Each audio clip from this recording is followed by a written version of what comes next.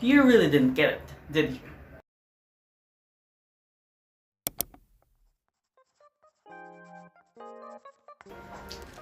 Ever experienced that time when you visited a friend to their house and then you suddenly saw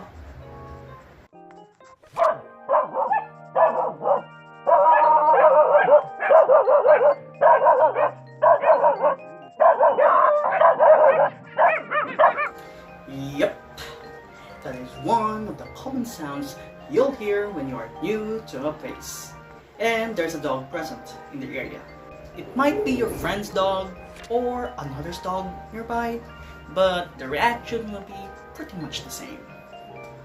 This is pretty normal behavior for a dog to bark at you, since generally in situations like this, you are being seen as a threat. Well, you aren't a threat, right? Right? Other examples such as a rooster making sounds early in the morning, a blessing for early birds, and a curse for non-early people like me. And yes, I wish I could sleep all day. These are what we call animal behavior, or in a more fancy way, ethology. Oh, and if you may wonder, the person who studies such is called an ethologist. These behaviors are a product of morphology, the physical structure of the specific animal, and physiology, the function of the said physical part. Like, you can't scare away a fish when it is on the ground, it would just keep on flopping through instinct. And this was made possible as they would try to move their tails, hoping to fall to a nearby body of water, since they can't breathe, as they have no lungs, and their gills only works underwater. Poor fish. We can take note from this that all behaviors have a purpose to the organism. The dog barking at you may be a sign of it being scared or trying to protect something. Like their puppies. Even as a human, I would protect these cute little doggos. Anyways, now that you know why dogs bark at you, no matter how pretty or handsome you are, and especially why is it important to not go near them or run, as it will arouse one of its innate behaviors of chasing something that is scared to do. Run like the wind, bullseye! Innate behaviors already exist the day an organism was born into this world. This simply means that these types of behavior are already present without the influence of other organisms. A hen would already know how to lay their eggs by pure instinct, or spiders making their houses with similar patterns despite being different from each other. Ducklings following their mother is not an innate behavior. However, ducklings by instinct have no recognition of their parent and will follow anyone they saw first, thinking it is their own mother. There was actually a study back then that what if these ducklings saw a human first rather than their biological mother?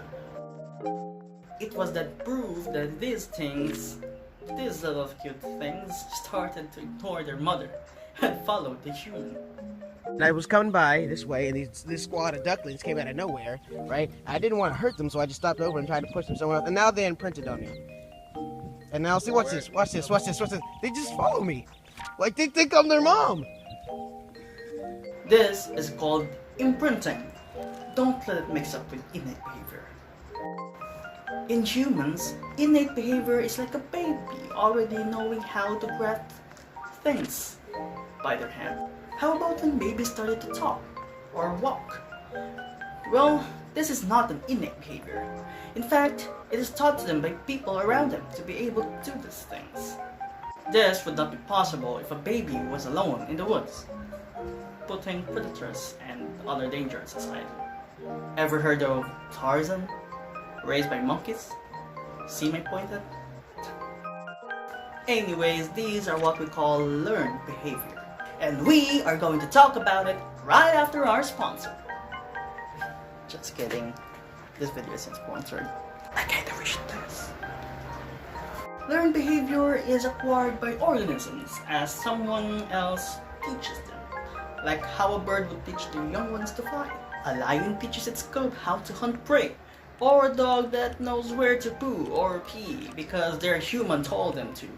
Just kidding. It was trained by their humans. Pet owners. Oh, that's cool. Animals can learn a lot, either from their parents or from others, like us humans. Like, look, this monkey is learning from this human. Well, yeah, about that. In this scenario, the monkey curiously observes the human and tries to imitate the same action. This is what we call observational learning. There's another one called fixed action pattern, where an example of this is when you walk near a stray cat, it usually would run away, right?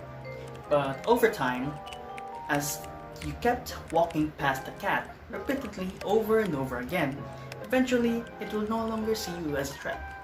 And it won't run away compared to your first encounter. Not to be confused with habituation, where it is a learned behavior by receiving the same stimuli over and over again. Like how a dog would know when to come at you, knowing there will be food as you repeatedly whistle when you're about to feed your cute doggo. Bruno! yeah, I don't know how to do it. I'm just gonna put your food back here, okay? Animals can also learn through trial and error, or a more complex one like insight. Trial and error in the name itself is found on these cats from this video from Munchkin back in 2020 on YouTube. Here we can see they set up some sort of thin layered plastic as a wall, and the cats were figuring out how to pass through. And eventually, with so many attempts, one of the cats was able to finally pass through. I'll put the link down in the description below if you want to see the full video. Insight, on the other hand, is when animals eventually can solve more complex problems, if given enough time.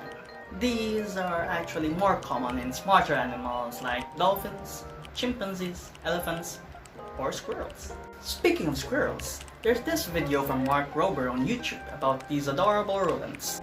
He built a fun maze full of obstacles and puzzles for our little intelligent buddies, where the end goal for them is to have a ton of walnuts as a prize. In this video, you can see all the previous behavior mentioned, all the way back from innate behavior, such as Mark pointed out one of them, which is... As you can see here, they make their bodies super flat to increase drag, effectively becoming their own parachute. To insight, as in Mark Rober's control center, where one of the squirrels managed to figure out the switch for their access to the next level. Go check out Mark Roberts' video about these squirrels with lots of puzzles and mazes in the description down below. Of course, based on all we have just talked about, these behaviors are learned through proximate causes or through certain stimuli and their functions. But we should also know that aside from these proximate causes, these behaviors have also ultimate causes, which is how would this contribute to the organisms for mating and for their survival and therefore their evolutionary history. An example of this would be some whales tend to produce a sound, which is actually singing mating songs to attract nearby female whales to mate. Stimuli, no songs. Function, to mate. Easy, right? In this case, the whale that can do this thing the most efficiently will be the one who can attract its mate better than any other whales in the sea, producing such offspring with the same trait, yada yada, you know the story.